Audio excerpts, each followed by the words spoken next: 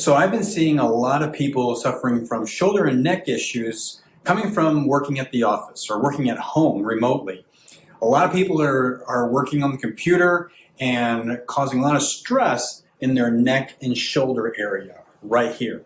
So today I want to go over exactly what it is that I've been seeing with my patients that's causing it. Is for the first time, for the first time, I am now seeing a common cause for a joint problem. Normally, before the pandemic happened, I would have the same, multiple people coming in with the same problem: shoulder problem, neck problem, knee problem, whatever. And it would always be a different reason why this was happening until the pandemic. And I think because everyone is working from home and doing the same repetitive movements over and over and over again, that this is causing this common theme in this neck and shoulder pain. So without further ado, let's get into it. Okay, so here we are looking at the human body and trying to figure out what's causing the neck and shoulder pain that people are experiencing right here, specifically people that have been working on the computer or working in an office. Okay, this is what I'm talking about specifically.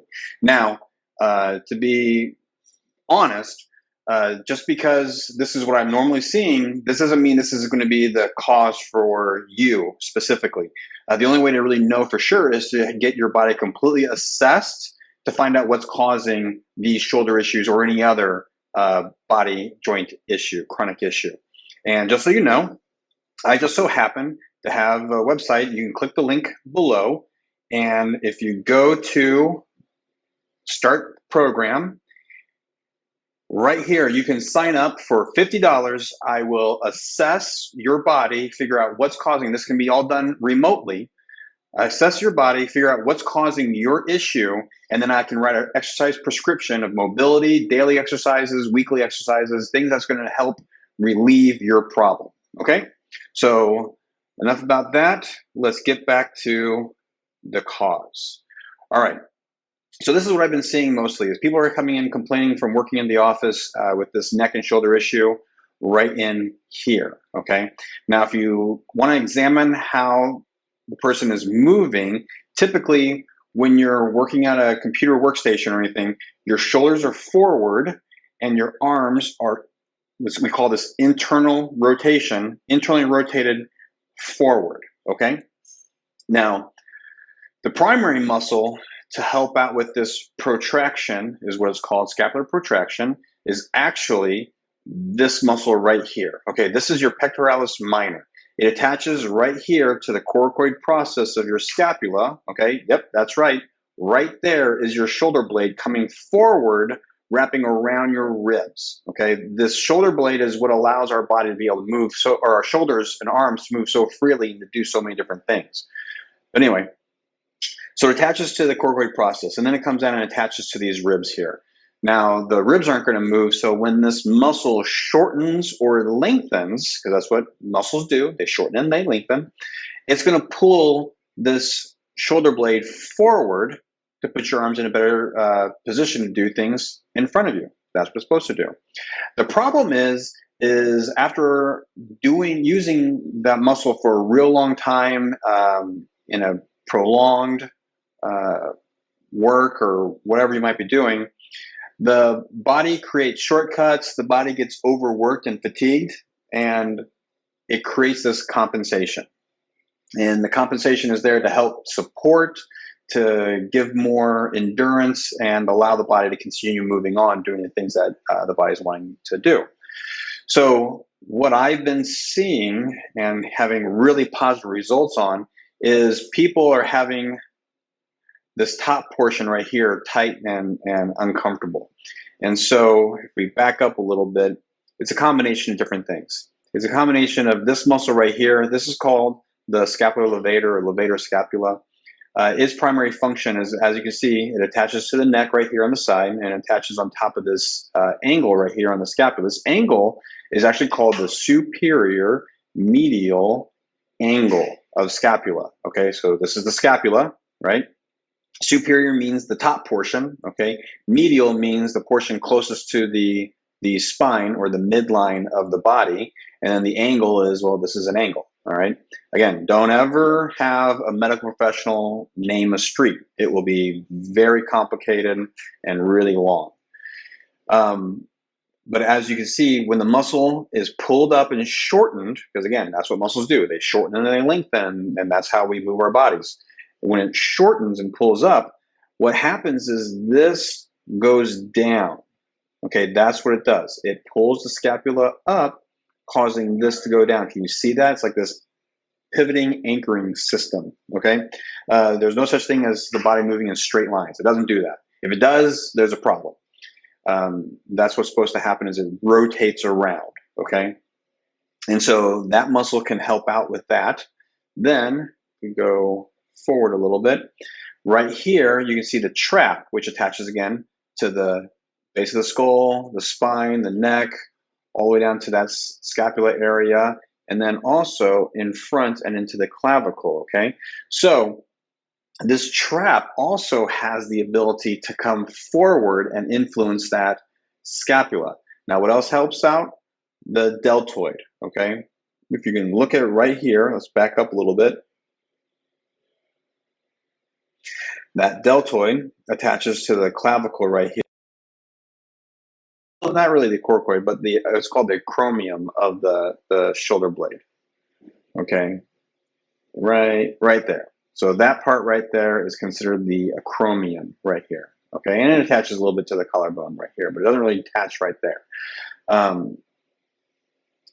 So usually, since the primary muscle to bring our shoulder blade forward is this pec minor, when people start having issues up here in the neck and shoulder area, and their common theme is being on a computer workstation, more than likely what it is this muscle got overworked and the body needed some support.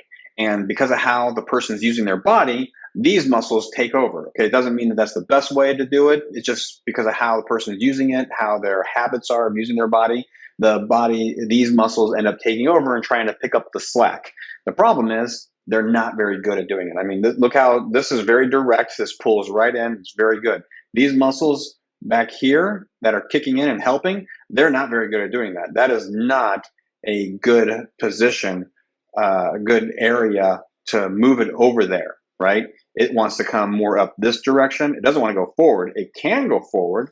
It can internally rotate the shoulder and arm, but it's not a good place. And because a lot of people put their stress in their neck and their shoulders, and they like to bring their shoulders up like that, it can become very strong and dominant. And so then the body just wants to use that because it's so strong.